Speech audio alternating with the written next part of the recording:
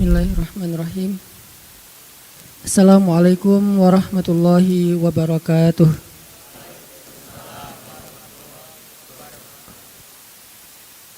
Alhamdulillahirabbil alamin. Nahmaduhu wa nasta'inuhu wa nastaghfiruh. Wa na'udzu billahi min syururi anfusina wa sayyiati a'malina. May yahdihillahu fala mudhillalah wa may yudlil fala hadiyalah. Asyhadu an la ilaha illallah wahdahu la syarikalah. Lahul mulku wa lahul hamdu wa huwa ala kulli syai'in qadir. Wa asyhadu anna Muhammadan abduhu wa rasuluhu la nabiyya ba'dah. Radina billahi rabba wa bil islami dina wa bi Muhammadin nabiyya wa rasula. Teman-teman yang dirahmati Allah Subhanahu wa taala, puji syukur kepada Allah kita bisa kembali bertemu dalam sesi sharing night atau halakoh ilmu kita di Rabu malam. Alhamdulillah perjalanan kemarin ke perbatasan Turki Suriah berjalan lancar berkat doa teman-teman semuanya, dan sebagian dari donasi kita semua sudah kita serahkan hand to hand kepada para pengungsi Suriah yang ada di perbatasan di daerah Rayhanli namanya. Sebagiannya lagi kita kumpulkan bersama dengan Golden Future untuk diserahkan kepada beberapa lembaga-lembaga kemanusiaan yang ada di Turki dan Suriah. Alhamdulillah nanti insya Allah hari Jumat kita akan tayangkan laporan perjalanan kita ke sana baik di Instagram maupun di YouTube, dan dapat salam dari teman-teman para pengungsi Suriah yang ada di Turki untuk semua syabab Indonesia, pemuda-pemuda Indonesia. Nahnu nuhibbukum fillah, kata mereka. Kami mencintai kalian karena Allah Subhanahu wa taala. Mudah-mudahan pemuda-pemuda Indonesia, pemuda-pemuda Suriah yang saling mencintai karena Allah di dunia, nanti di akhirat akan saling memberi pertolongan dan syafaat karena Allah. Jadi benar yang pernah saya sampaikan dulu, kalau kita tolong mereka di dunia, kelak mereka yang akan nolong kita di akhirat. Dan wasilah pertolongan kita di dunia dalam bentuk donasi sederhana itu membangkitkan rasa cinta di dalam hati mereka kepada kita karena Allah.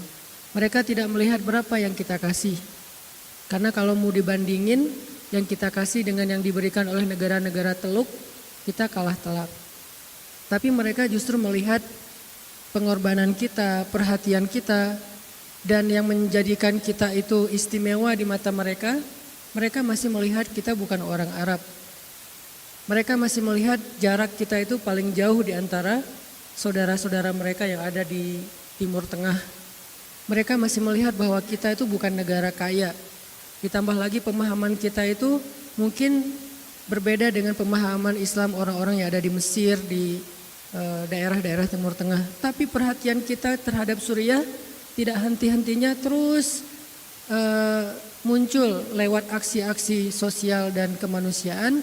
Ini yang membuat mereka terharu, dan ini juga yang membuat mereka jatuh cinta kepada pemuda-pemuda Islam yang ada di Indonesia. Jadi pernyataan mereka, nahnu nuhibbukum fillah, kami mencintai kalian karena Allah, ini adalah sebuah bukti yang insya Allah nanti akan kita jadikan sebagai hujjah kita di hadapan Allah di hari kiamat, bahwa kita di hari kiamat insya Allah tidak akan sendiri di padang mahsyar. Kita punya saudara, saudara yang hafiz Al-Quran, saudara yang teraniaya, saudara yang lebih soleh daripada kita pastinya, karena jauh dari media-media yang negatif. Saudara-saudara kita yang menyibukkan diri mereka dengan ilmu agama, yang sebagian besar mereka adalah syuhada atau minimal abna usyuhada, orang-orang yang syahid di jalan Allah atau anak-anak para syuhada di jalan Allah, yang insya Allah secara zahir, dan kita tidak berhukum kecuali Allah yang lebih tahu, tapi secara zahir kita melihat insya Allah mereka lebih layak masuk surga daripada kita. Sehingga nanti di padang mahsyar kita bisa berhujjah di hadapan Allah, ya Allah kami punya ikhwan, punya saudara di Suriah. Ya Allah kami punya saudara di Aleppo. Ya Allah kami punya saudara di Ghouta. Ya Allah, kami punya saudara di Palestina. Ya Allah, kami punya saudara di Rohingya dan mereka semuanya mencintai kami karena Engkau. Maka panggillah mereka untuk menolong kami hari ini di padang mahsyar. Insya Allah ini jadi salah satu hujah kita. Hujah itu artinya argumentasi kita ya. Kalau di pengadilan itu bukti-bukti supaya kita bisa mendapatkan kebaikan di padang mahsyar. Barakallahu fikum, jazakumullahu khairal jaza. At-tahiyat katanya dapat salam dari min ikhwanikum di Suriah dan mereka mengatakan nahnu nuhibbukum fillah, kami mencintai kalian karena Allah. Hari ini kita akan kembali coba mentajdid iman kita, memperbaharui iman kita dengan belajar Al-Quran, belajar hadis, belajar iman kepada Allah Subhanahu wa taala. Coba kita awali dulu dengan tilawah beberapa ayat. Malam ini kita akan baca surat Toha. Surat Toha ayat 10.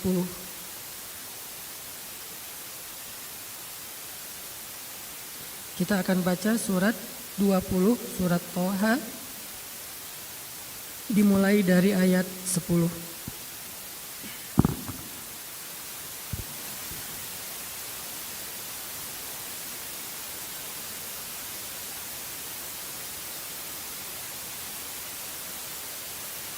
Dan ini juga saya baru dapat WA barusan dari seorang tokoh Suriah yang ada di Turki, namanya Syekh Waddah.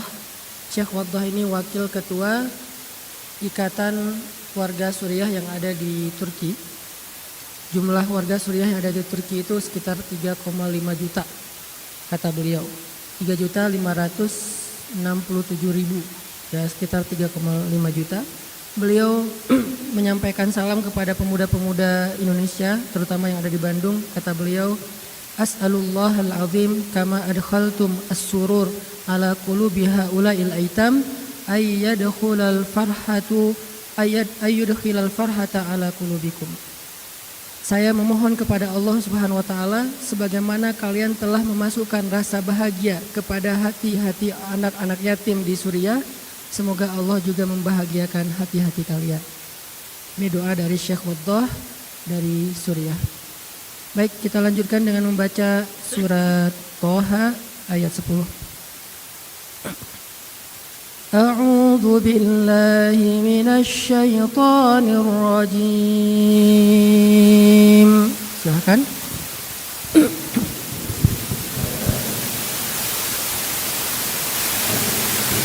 Bismillahirrahmanirrahim.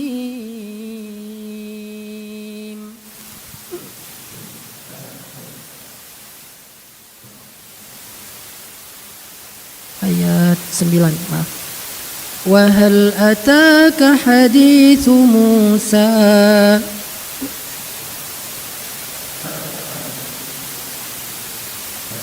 إذ رأى نارا فقال لأهلهم كثوا إني آنست نارا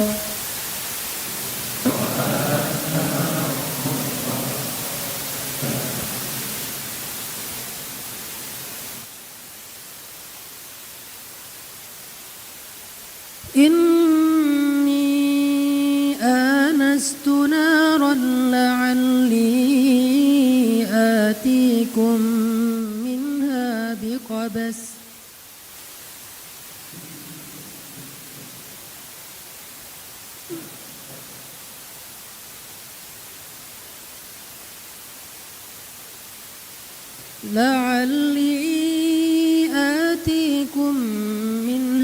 بقبس أو أجد على النار هدى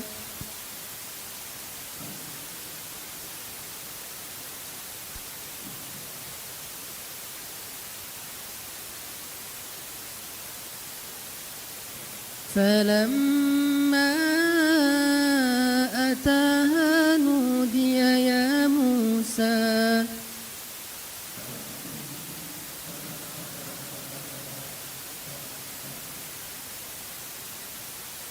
إني أنا ربك فاخلع نعليك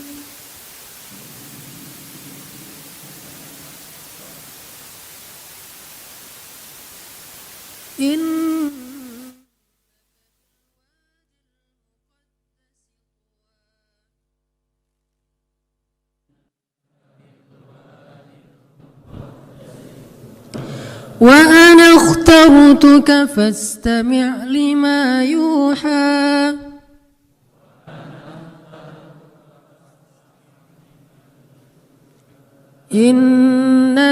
إنني أنا الله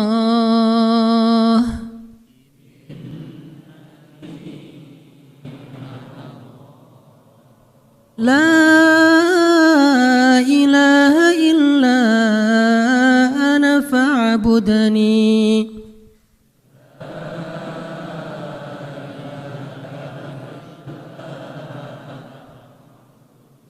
وأقم الصلاة لذكري إن الساعة آتية أكاد أخفيها لتجزى كل نفس بما تسعى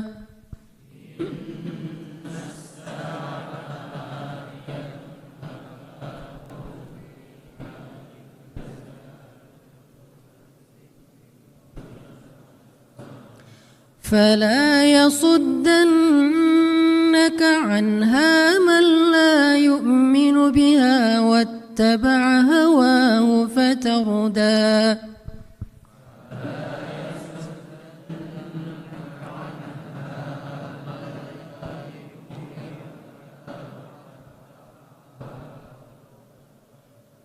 وما تلك بيمينك يا موسى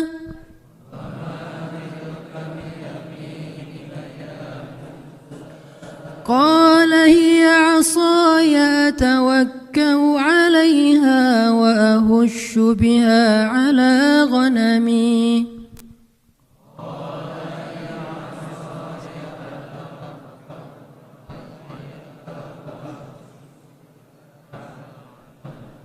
ولي فيها مآرب أخرى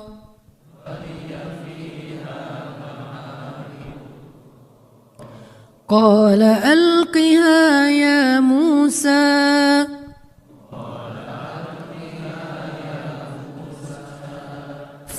فألقاها فإذا هي حية تسعى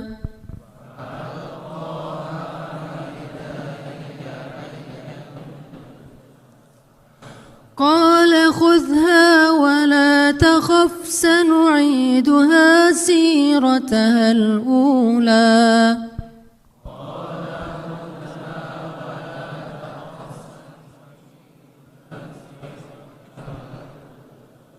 واضمم يدك إلى جناحك تخرج بيضاء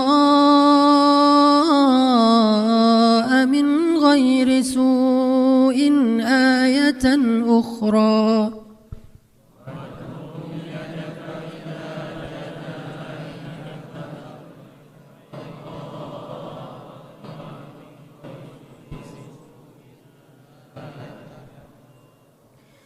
لنريك من آياتنا الكبرى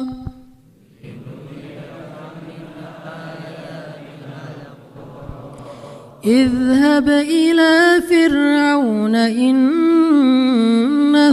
طغى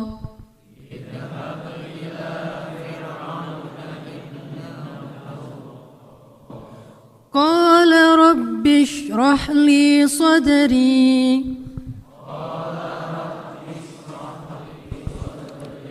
ويسر لي أمري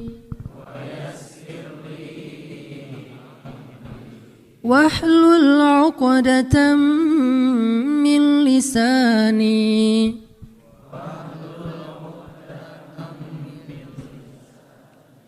يفقه قولي واجعل لي وزيرا من أهلي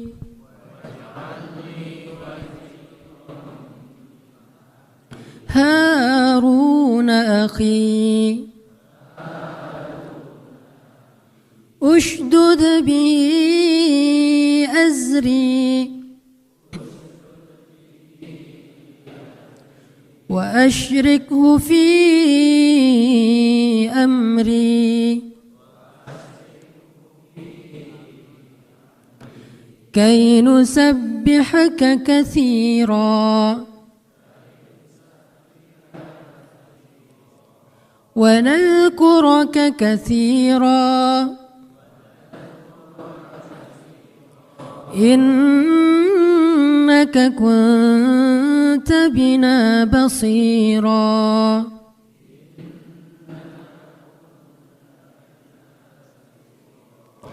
قال قد أوتيت سؤلك يا موسى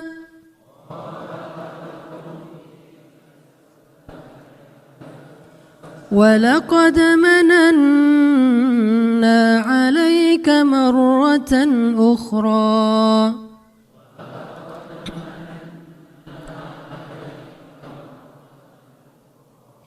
إذ أوحينا إلى أمك ما يوحى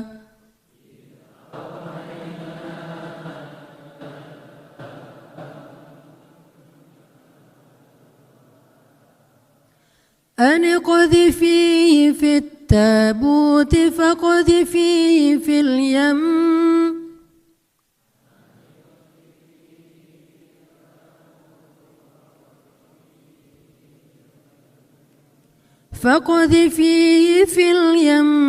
فليلقه اليم بالساحل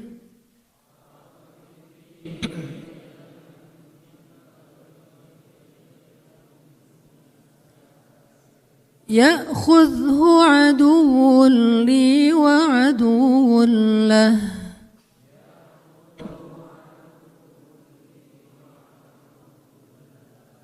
وألقيت عليك محبة مني ولتصنع على عيني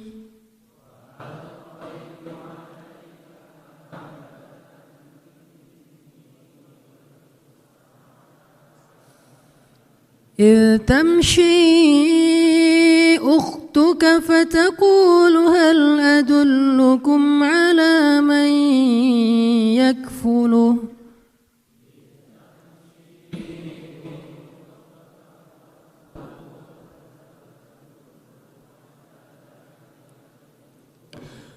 فرجعناك إلى أمك كي تقر عينها ولا تحزن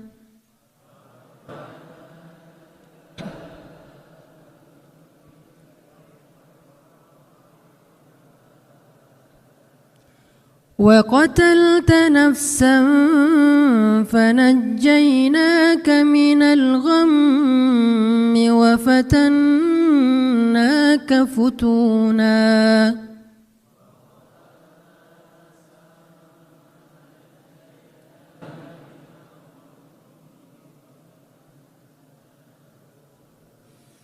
فلبثت سنين في أهل مدين ثم جئت على قدري يا موسى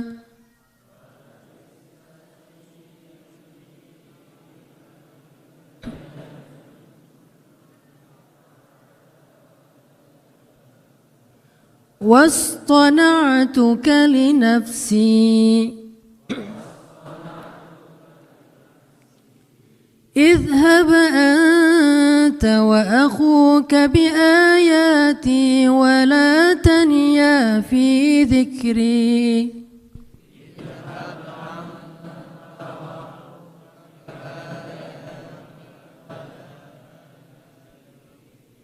اذهبا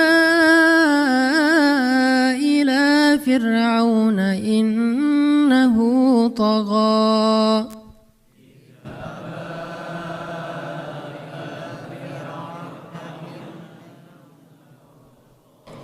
فقولا له قولا لينا لعله يتذكر أو يخشى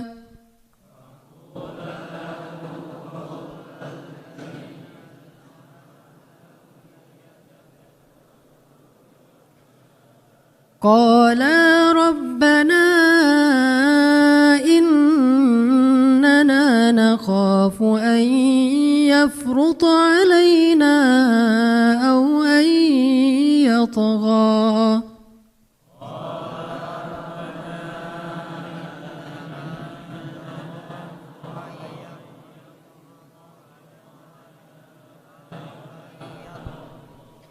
قال لا تخافا إنني معكما أسمع وأرى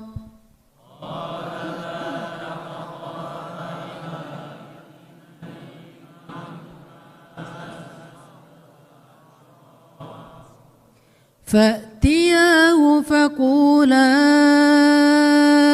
إنا رسولا ربك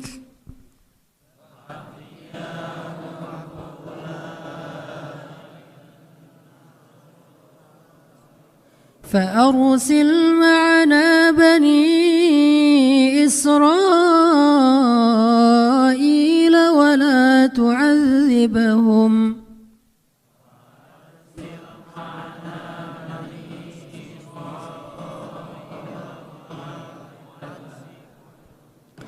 قد جئناك بآية من ربك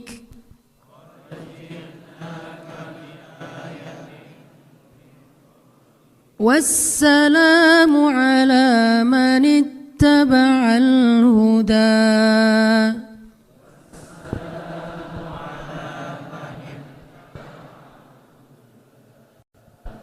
Sadaqallahul azim.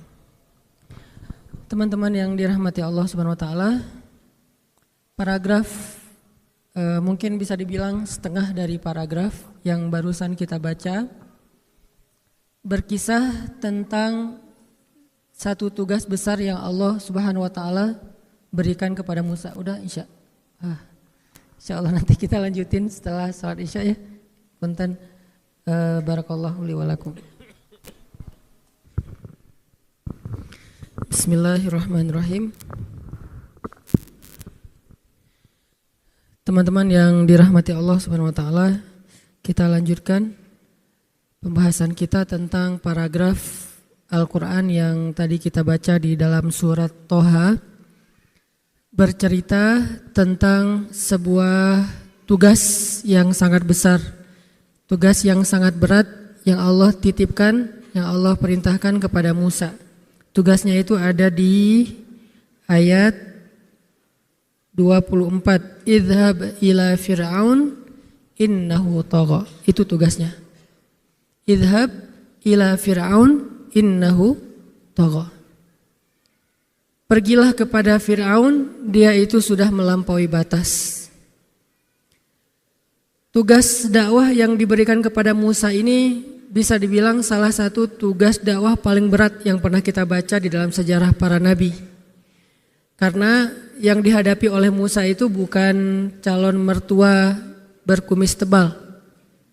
Itu masih ringan, walaupun buat sebagian orang itu berat.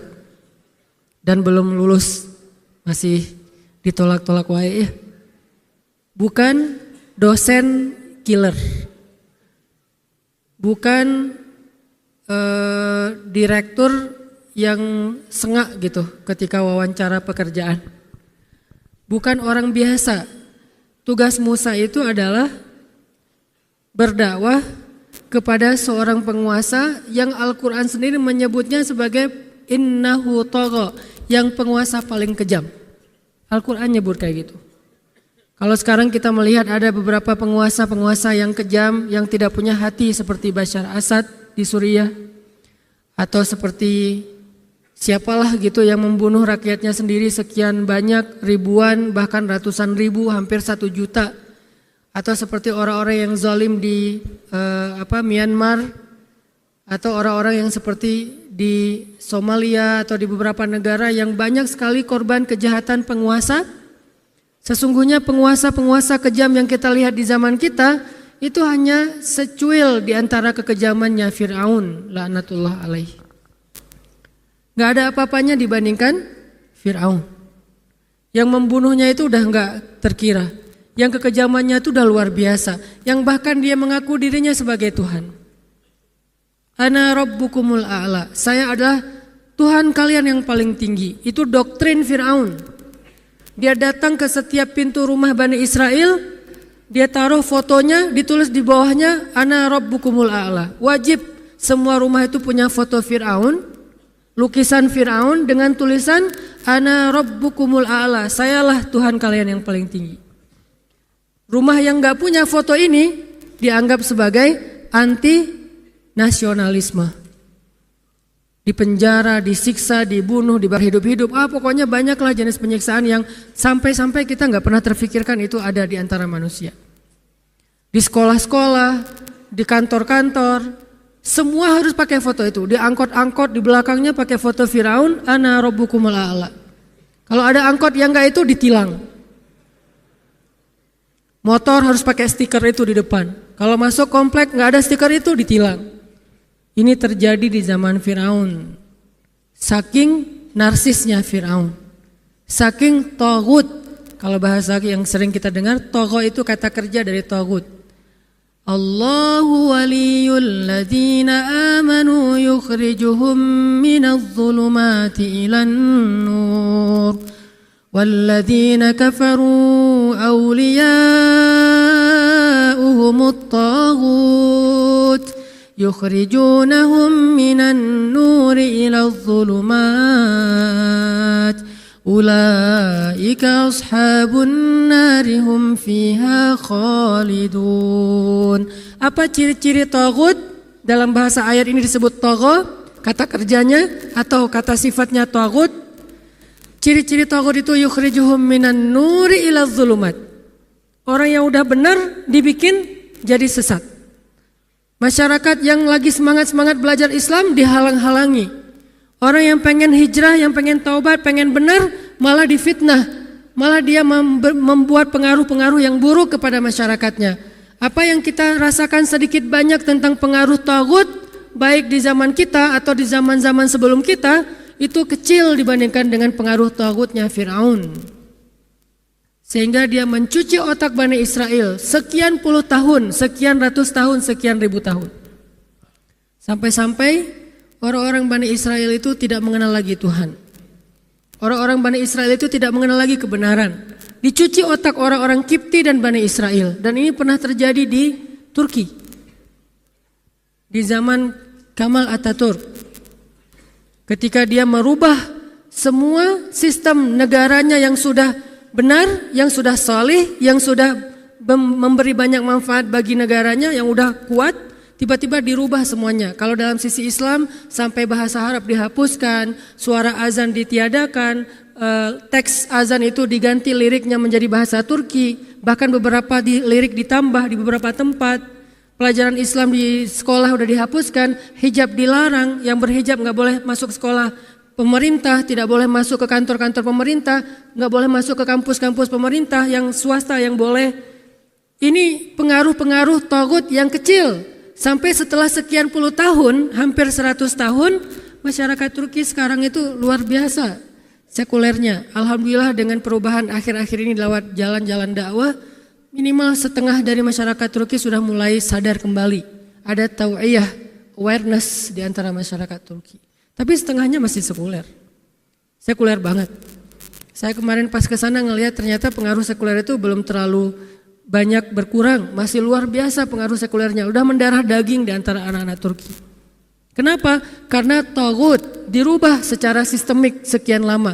Sehingga kita bisa katakan orang yang mengubah kebaikan-kebaikan di Turki ini mewarisi dosa jariah. Sayang banget, kasihan. Kalau ada orang yang dapat pahala jariah, kayak Imam Nawawi, Imam Bukhari, para ulama-ulama besar ya, kan mereka dapat pahala jariah, ilmunya dimanfaatkan terus oleh masyarakat, oleh kaum muslimin, Tapi ada orang yang dosanya jariyah. Setiap orang yang tidak mengenal Islam, gak sholat gaib yang nemenin saya. Karena saya sebelum ke perbatasan coba main dulu ke beberapa kota di Turki. Dan gaib yang nemenin saya itu saya tanya, kamu muslim? Ya, saya muslim. Pas waktunya azan kita sholat. Azan di Turki itu suara azannya tuh keren-keren. Tapi tidak masuk ke hatinya, aneh. Saya aja yang dengar azan tuh jadi malu sama Allah, gak enak. Masa saya jalan-jalan tapi gak memenuhi panggilan Allah. Akhirnya sholat dulu, dia nungguin di depan masjid. Padahal bisa aja dia ikut sholat, lagian ngapain juga dia hanya menunggu kan. Mending dia sholat juga bareng dengan kita dan waktunya sama, gak akan makan waktu yang lain. Tapi dia gak ikut sholat. Kenapa? Dalam budaya mereka sholat itu udah gak wajib. Yang penting dia mengakui la ilaha illallah, yang lain hak masing-masing. Ini cuci otak yang dilakukan sekian puluh tahun, hampir 100 tahun di Turki. Sehingga orang yang melakukan ini mendapatkan dosa jariyah, dosa yang diwariskan terus-menerus. Udah hampir 100 tahun. Kasihan. Dan itu kecil dibandingkan dengan taghut yang dilakukan oleh Firaun. Kekejamannya kecil dibandingkan kekejaman Firaun. Penyesatannya kecil dibandingkan penyesatan Firaun. Apalagi kediktatorannya kecil dibandingkan diktatornya Firaun. Firaun dikenal sebagai salah satu raja yang paling zalim di muka bumi selain Namrud, bahkan di atas Namrud. Dia punya tentara terbaik di muka bumi, lebih keren daripada 300 Spartan. 300 Spartan itu nggak disebutkan di Al-Quran, padahal kalau kita lihat di filmnya udah kayak jago-jago gitu kan. Sampai ada klub sekarang Spartan apa gitu. Yang badannya harus six pack, bagus, segala macam, push up sehari berapa ratus kali. Spartan aja gak disebutin di Al-Quran sebagai sebaik-baik pasukan. Yang disebutin di dalam literatur Islam, pasukan yang paling kuat itu cuma 3. 1, pasukan Firaun. 2, orang-orang Mesir. Dan 3, pasukannya Muhammad Al-Fatih di dalam hadis. Latuf tahannal Konstantiniyah. Wala ni'mal amiruha wa la ni'mal jaysh zalikal jaysh. Sebaik-baik pasukan adalah pasukan yang membebaskan Konstantinopel. Atau di ayat yang lain, orang-orang Mesir adalah orang-orang yang kuat, pasukan Mesir pasukan kuat, dan itu juga identik dengan Firaun. Dan Allah menyebutkan pasukan Firaun itu seperti autad, seperti paku yang kalau udah dipalu di atas papan susah banget digoyangin. Kalau paku itu sudah dipalu setengah, itu dicabut susah banget. Begitulah perumpamaan Al-Quran terhadap pasukan-pasukan Firaun, saking kuatnya pasukan Firaun. Yang kejam-kejam, yang kalau nyulik orang itu udah ngeri pokoknya. Jadi semua jenis siksaan, kediktatoran, kekejaman militer yang kita lihat di zaman kita itu kecil dibandingkan apa yang dilakukan oleh Firaun dan tentaranya. Sampai Allah mengabadikannya di dalam Al-Quran. Sekarang seorang anak muda yang masih usia sebaya tiba-tiba dikatakan oleh Allah, idhab ila Fir'aun innahu tagha. Coba kamu hadapi Firaun, dia itu kejam banget. Ini tugas yang berat, teman-teman. Sendirilah gitu, bukan Allah nggak bilang, wahai Musa, coba kamu ikut bersama jamaah apa, lalu dakwahi Firaun berjamaah rame-rame. Enggak, idhab itu satu orang yang diperintahkan. Pergilah kamu ila Fir'aun, kepada Fir'aun, hadapi Fir'aun, innahu tagha. Nanti Musa sendiri yang minta tim, cuma satu orang juga. Ya Allah, beri saya seorang asisten, bukan asisten ya mungkin, teman, tim, yaitu saudara saya Harun akhi, saudara saya Harun. Karena Harun ini anak street. Dia lebih ngerti Bani Israel daripada Musa. Musa itu anak pesantren, Harun itu anak street. Dia hidupnya di jalan bareng anak-anak skate-nya Bani Israel, anak BMX-nya Bani Israel, anak-anak parkour lah, pokoknya gitu-gitulah, anak basket, anak bola. Musa anak pesantren. 10 tahun nyantri di Yordania yang dulu disebut dengan Madian. Dia gak ngerti Bani Israel. Sehingga dia butuh seorang asisten yang ngerti Bani Israel, ngerti realitas, yaitu Harun akhi. Cuman berdua doang. Idhaba faqula lahu qawlan layyinan. Coba kalian berdua hadapi Firaun dan ucapkan kepada Firaun ucapan yang lemah lembut. Kenapa? Jangan bikin dia marah. Karena kalian tahu akibatnya kalau dia marah, Makanya qula lahu qaulan layyinan, ucapkan yang lembut aja, jangan marah-marah di depan Firaun. Kalau kepada yang lain marah, oke lah. Tapi Firaun bahaya. Sampai Allah memberi semacam briefing kepada Musa dan Harun gimana cara menghadapi Firaun. Ini bukan tugas yang gampang. Dan mungkin kita butuh belajar lebih banyak literatur sejarah tentang kekejaman Firaun supaya kita punya imajinasi, kebayang ternyata memang tugas idhab ila Firaun itu bukan tugas yang ringan, tugas yang berat. Pertanyaannya adalah, sebelum Allah ngasih tugas yang berat kepada Musa, Allah ngebekalin Musa apa? Supaya dia siap menghadapi tugas yang berat ini. Bekal apa yang Allah kasih kepada Musa supaya Musa itu sanggup menghadapi atau menjalankan amanah yang sangat berat? Ini penting untuk kita pelajari. Supaya apa? Supaya kita mengambil hikmah dari kisah ini, dari alur ini. Kalau kita pengen menghadapi suatu ujian yang berat, pengen ngejalanin suatu tugas yang berat, mau ujian nasional, mau ngerjain skripsi, mau ngelamar cewek, mau ngeputusin pacar, kan berat nih. Gampang gak sih mutusin? Berat. Lebih berat mutusin daripada diputusin. Berat sih dua-duanya. Ini kan tugas-tugas berat nih. Gimana caranya kita berani mutusin atau halalin? Kan dua pilihan berat nih, putus atau halal. Ini dua-duanya berat. Bisa jadi gak bisa dipilih. Saking beratnya. Kalau kita nggak bisa halal, ya udah kita putus. Sementara mau halal terhalangi oleh kebijakan orang tua, baik orang tua kita atau orang tua si cewek. Jadi dua-duanya si malakama. Ini tugas yang berat.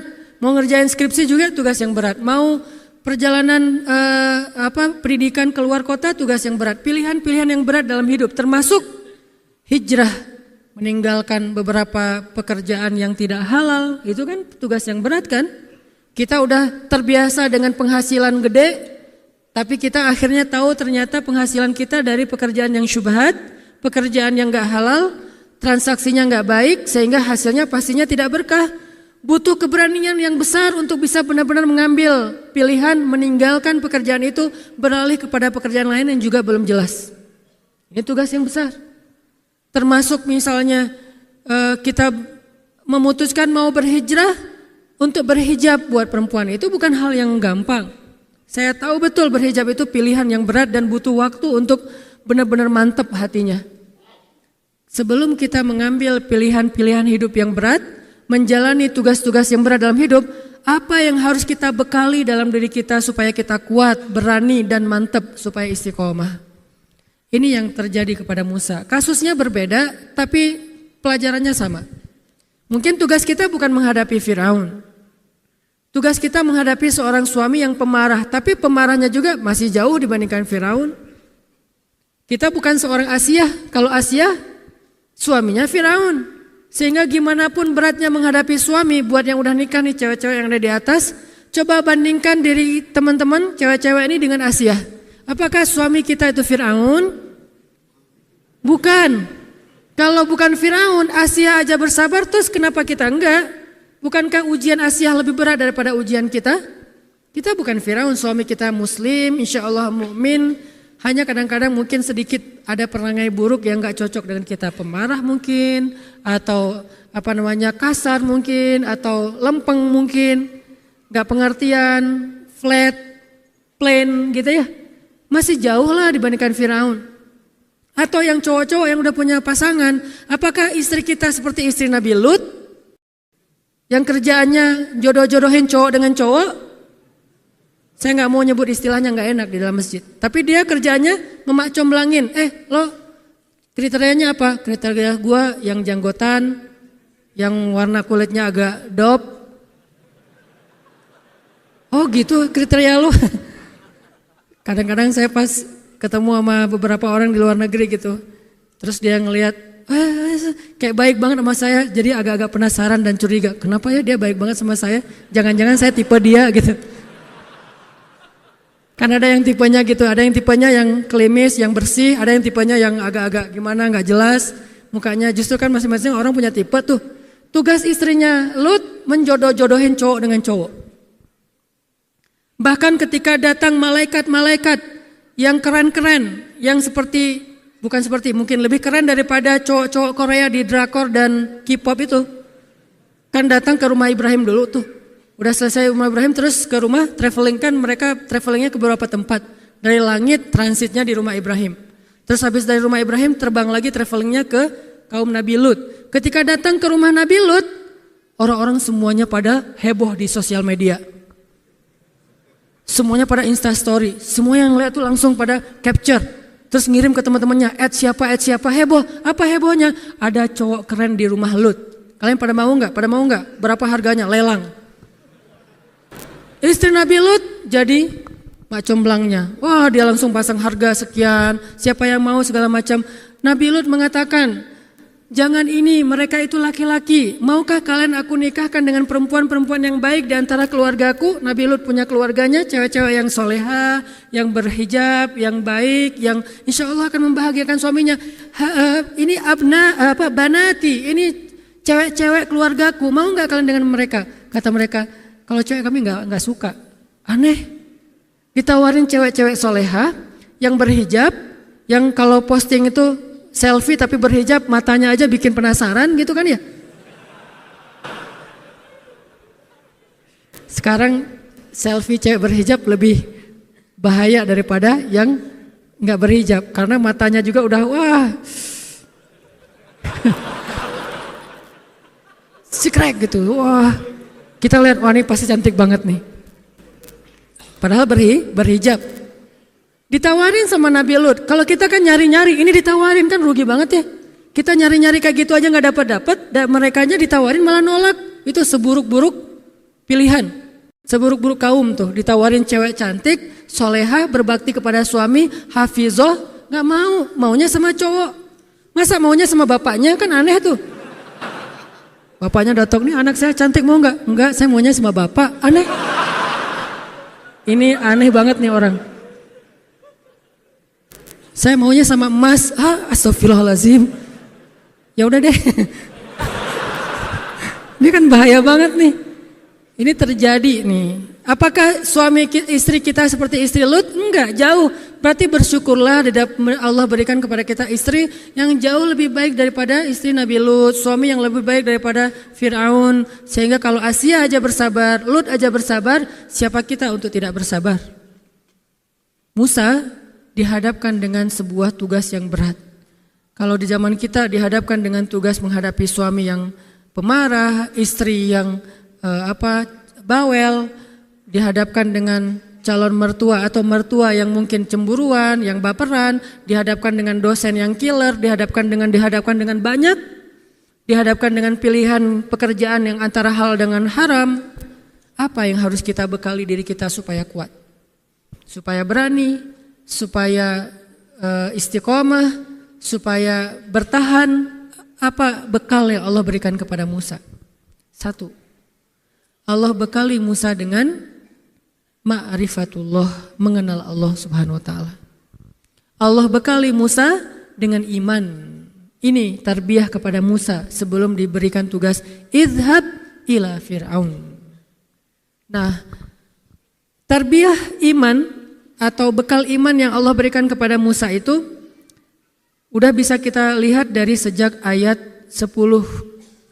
Ketika Allah Subhanahu wa taala mengkondisikan Musa pulang dari Yordan ke Mesir ngelewatin lembah Saint Catherine, Tursaina.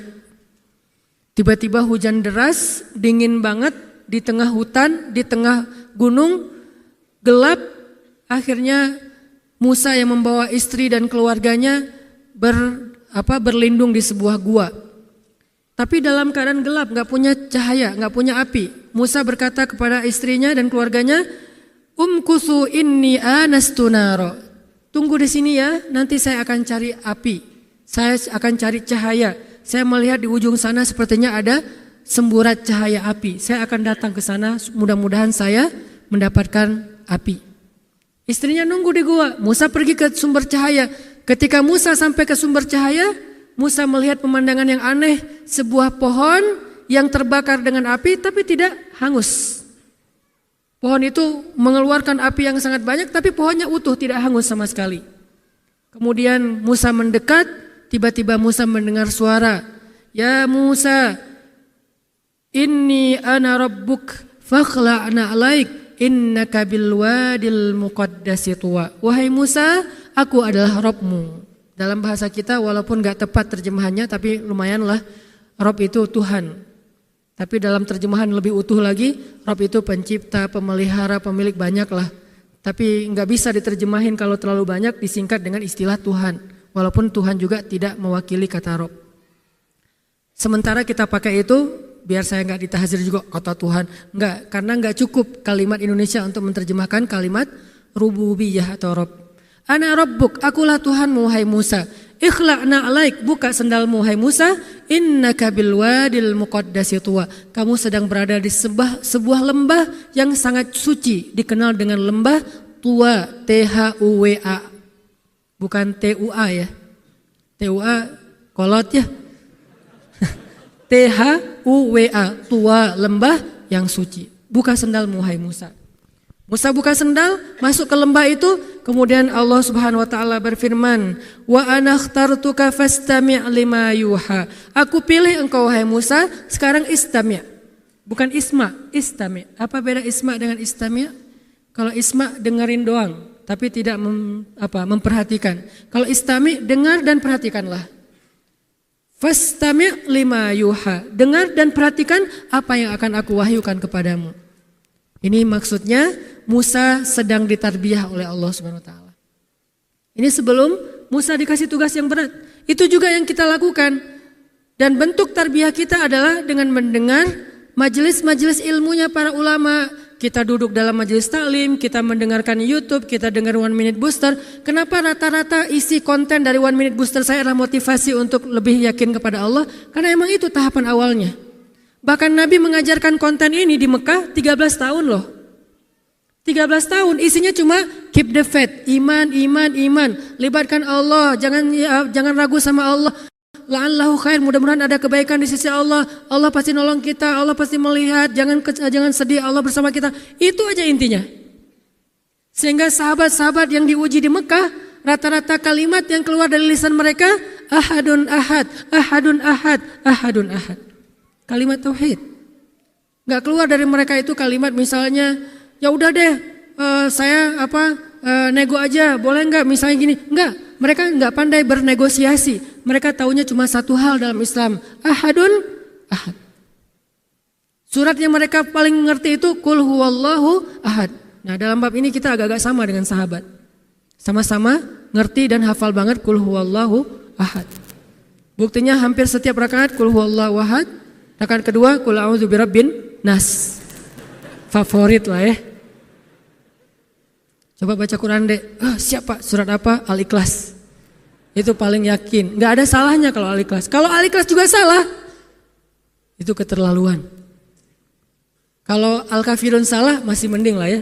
Salah Al-Kafirun kan muter ya, enggak selesai-selesai. La abudu ma ta'budun wala antum abiduna ma a'bud, la abudu. Terus aja muter, enggak beres-beres. Ini mana akhirnya gitu. Atau at-takatsur ketukar dengan an-naba. Alhaakumut takatsur hatta zurtumul maqabir, kalla saufa ta'lamun summa kalla saya'lamun kalla law ta'lamun. Muter ke surat an-naba.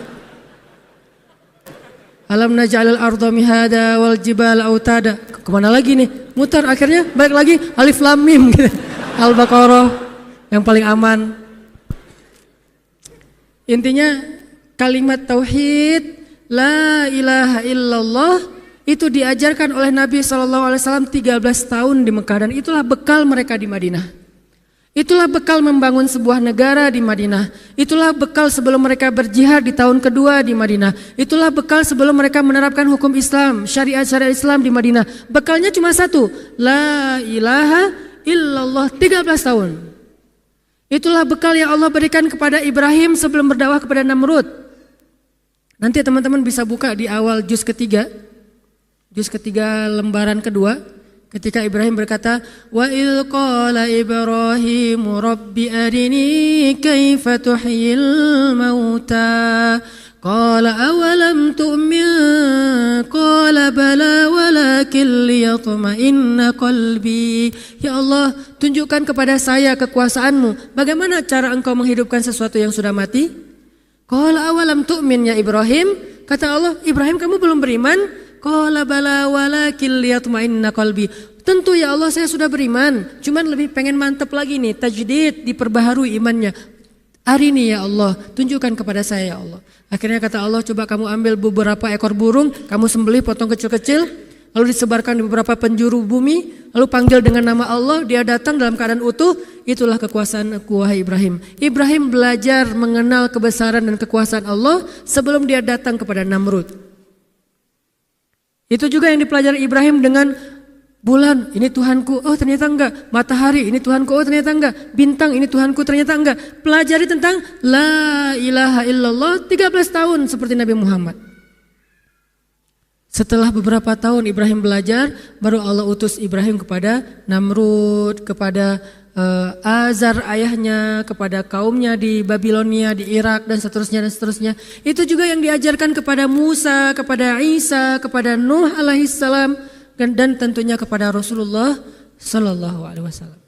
13 tahun.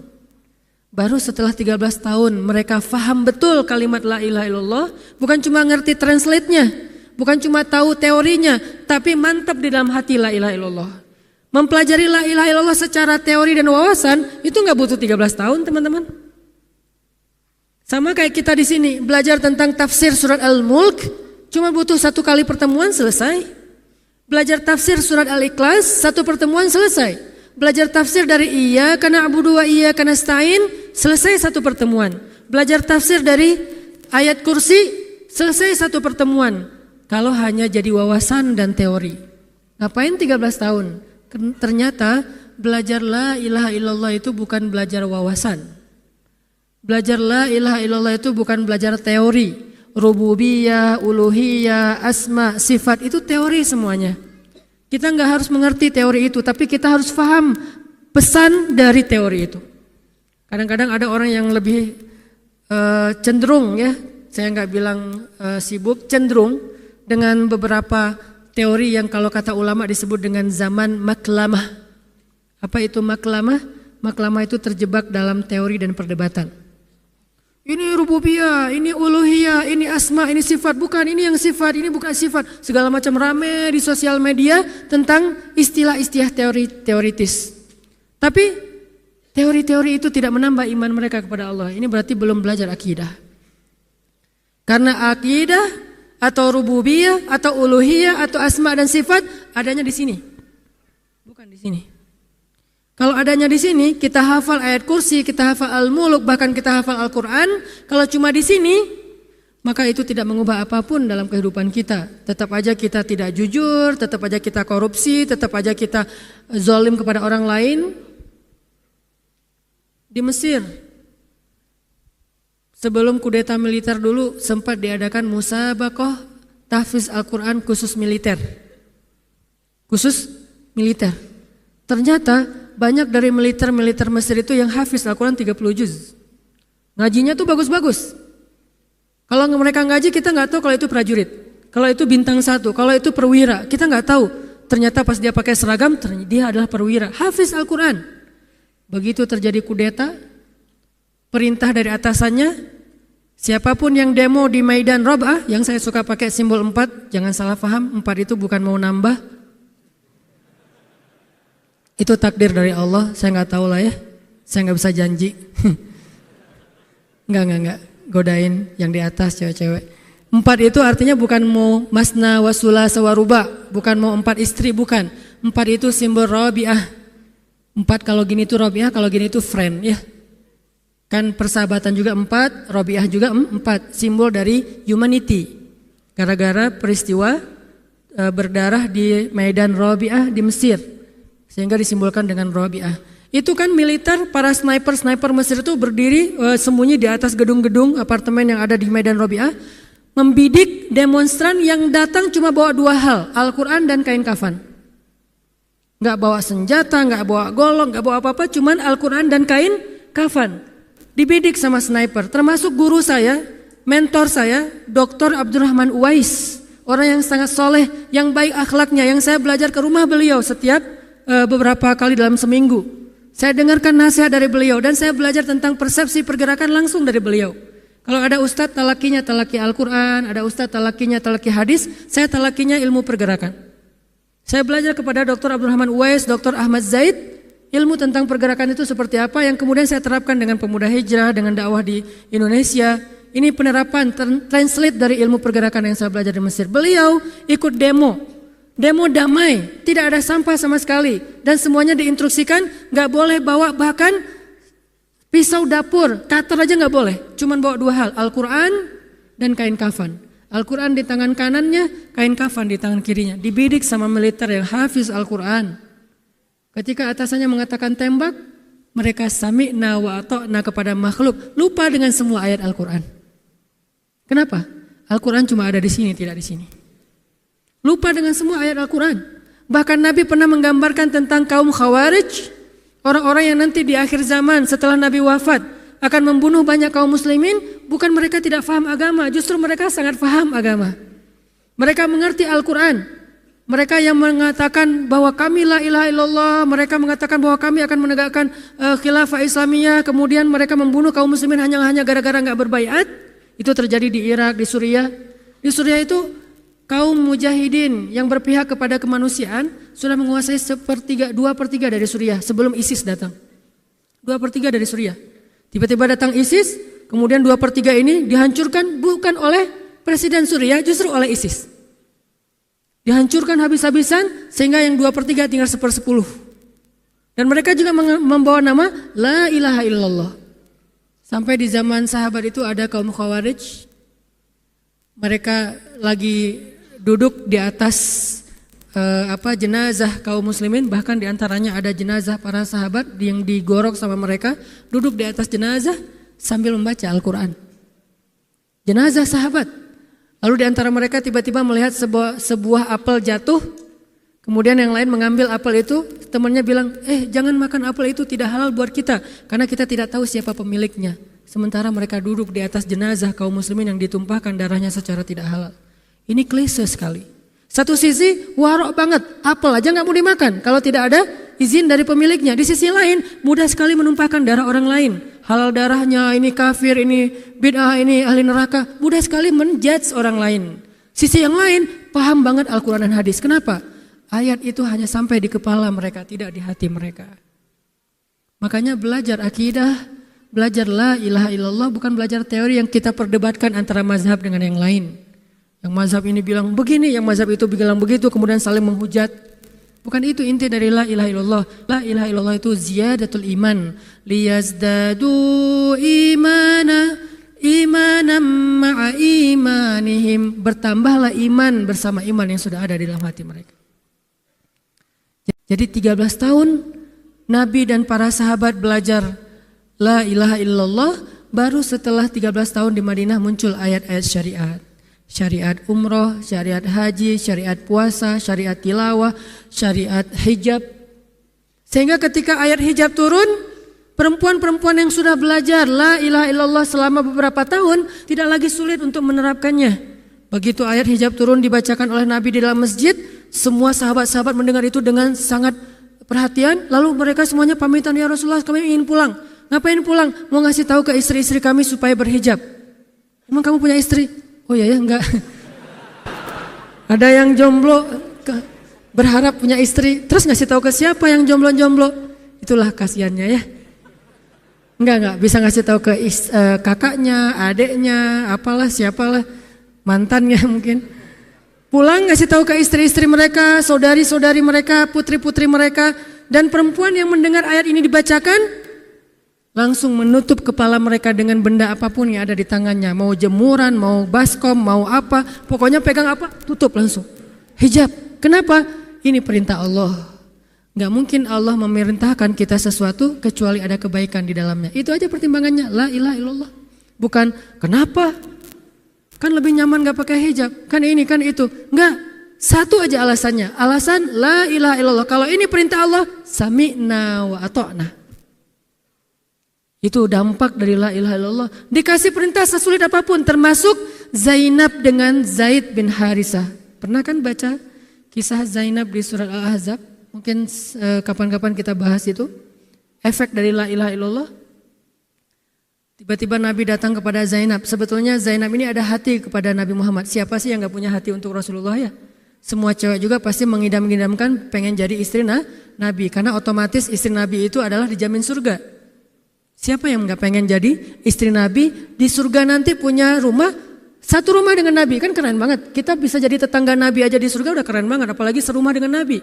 Semua cewek juga pengen jadi istri Nabi, termasuk Zainab. Dan itu hal yang wajar. Pas Nabi datang ke rumah Zainab, Zainab udah kegeeran. Nabi bilang kepada keluarga Zainab, saya ingin melamar Zainab. Zainab udah bahagia. Untuk Zaid, untuk Zaid, bukan untuk Rasulullah. Zaid? Siapa Zaid? Anak angkatnya Nabi Muhammad SAW, bekas budak. Mirip-mirip dengan Julaibib. Julaibib itu edisi Madinah, Zaid itu edisi Mekah. Ada dua cowok jomblo yang sama-sama pernah diuji dengan masalah jodoh. Zaid edisi Makkiyah, Julaibib edisi Madaniyah. Dua-duanya jomblo. Dua-duanya orang biasa, gak punya daya tarik. Followersnya gak ada, 0. Bukan selebgram sama sekali. Kata Rasulullah, aku melamar Zainab untuk putraku Zaid bin Harithah, anak angkatnya Nabi. Zainab menjawab apa? Ya Rasulullah, saya gak cinta sama Zaid. Jawaban yang sangat wajar kan? Dan jawaban yang paling sering kita dengar sekarang kan? Maaf ya, aku gak ada perasaan, kita jadi adik kakak aja. Itu kan standar ya? Standar banget lah kayak gitu-gitu. Maaf ya, kita jadi temenan aja. Maaf ya, aku gak ada perasaan apa-apa selama ini. Maaf ya, dan segala macam dengan bahasa-bahasa halus tapi nolak intinya. Kenapa gak bilang aja, udah gak usah kesini lagi? Kan jelas sih. Ini dengan bahasa, ya Rasulullah, aku tidak cinta kepada Zaid. Karena cinta juga pertimbangan yang penting. Dan Nabi juga tidak mengizinkan kita menikahkan putri kita dengan seseorang yang putri kita tidak berkenan dengannya. Tetap harus ditanya, ya Rasulullah, saya tidak cinta dengan Zaid. Turun ayat. Katakan kepada orang-orang yang beriman, laki-laki dan perempuan, kalau Allah sudah memerintahkan sesuatu, tidak ada kalimat yang keluar dari lisan mereka kecuali sami'na wa ata'na. Nabi bacakan ayat ini kepada Zainab, Zainab mendengar, ya Rasulullah, Allah yang menyuruh ini. Ya kata Rasulullah, sami'na wa ata'na. Kebayang gak tuh? Efek dari apa? La ilaha illallah. Jadi la ilaha illallah itu bukan cuma kalimat zikir, bukan cuma kalimat doktrin ideologi, bukan cuma masalah teologi secara teoritis, bukan. Ini dampaknya kepada akhlak, dampaknya kepada ibadah, dampaknya kepada banyak pilihan hidup dari la ilaha illallah. Orang kalau nggak baik la ilaha illallah pasti susah memilih pilihan-pilihan dalam hidupnya. Kalau tidak baik la ilaha illallah pasti susah untuk berperangai, sabar, memaafkan. Itu semuanya ada hubungannya dengan la ilaha illallah. Sama kayak Abu Bakar, ketika dia sakit hati kepada orang yang memfitnah anaknya, dia cari tahu siapa orang yang pertama menyebar hoax tentang Aisyah. Ketahuan, dilaporin, diperkarakan sama Abu Bakar. Tiba-tiba turun ayat dari Allah, janganlah orang yang memiliki kelebihan harta di antara kalian bersumpah untuk tidak lagi membantu saudaranya gara-gara sakit hati. Hendaklah dia berlapang dada dan memaafkan. Itu perintah Allah, berlapang dada dan memaafkan. Terus konsekuensinya apa? Balasan janji Allah apa? Ala tuhibbuna ayyaghfirallahu lakum? Tidakkah kamu suka jika Allah memaafkan juga kesalahan-kesalahan kamu? Jadi deal-dealannya dengan Allah, bukan dengan makhluk. Enak aja saya maafin dia, untung di dia, rugi di saya. Enggak. Kalau kita transaksinya dengan makhluk, kita rugi. Tapi kalau kita transaksinya dengan Allah, kita untung. Libatkan Allah dalam urusan kita. Dan ini gak mungkin kita lakukan kalau gak baik la ilaha illallahnya. Allah nawarin kepada Abu Bakar, ala tuhibbuna ayyaghfirallahu lakum? Tadinya Abu Bakar kesel banget sama tuh cowok. Terus turun ayat ini, wal ya'fu wal yasfahu, hendaklah dia memaafkan dan berlapang dada. Abu Bakar berat. Tiba-tiba Allah katakan, ala tuhibbuna ayyaghfirallahu lakum? Bala ya Rabb. Kata Abu Bakar, tentu ya Allah, kalau gitu saya akan maafkan demi supaya Allah memaafkan kesalahan saya. La ilaha illallah. Zainab, sami'na wa ata'na. Ya udah saya terima Zaid ya Rasulullah. Alhamdulillah. Datang Nabi ke Zaid, Zaid mau enggak nikah sama Zainab? Sebetulnya mau banget tapi enggak pede. Zaid takut Zainab nanti jadi terpaksa menikah dengan Zaid, jadi nggak nyaman. Zaid juga nggak mau menyulitkan Zainab. Ya Rasulullah, saya nggak pantas untuk Zainab. Kata Zaid, dibacakan lagi ayat ini. Ya Zaid, ini perintah Allah. Oh gitu ya Rasulullah. Sami'na wa ata'na. Buat Zaid sih gampang lah ya. Udah ada legalisasi ini dari Allah. Kalau gitu, ini bukan saya ya Rasulullah yang mau ya. Allah kan yang nyuruh. Ya, saya emang nggak mau maksa gitu ya. Tapi kalau Allah yang nyuruh, ya udah apalagi saya nggak punya pilihan dong gitu. Padahal Zainab siapa sih yang gak mau cowok sama Zainab? Nikahlah Zainab dengan Zaid dan yang menjadi semacam khutbah nikahnya adalah Rasulullah SAW. Kebayang gak Zainab tuh punya hati ke Rasul, tapi Rasul yang mengkhutbahi nikah Zainab dengan orang yang Zainab gak cintai. Kebayang gak perasaan Zainab tuh? Ketika akad nikah, Nabi jadi saksi. Saya terima kata Zaid nikahnya Zainab binti Jahsy dan segala macam. Zainab kebayang nggak ada Nabi di situ. Lalu setelah selesai akad nikah ditanya kepada Nabi, sah ya Rasulullah? Sah. Dan Nabi juga nggak mau mempersulit. Nggak sah. Kenapa? Harusnya sama saya. Nggak.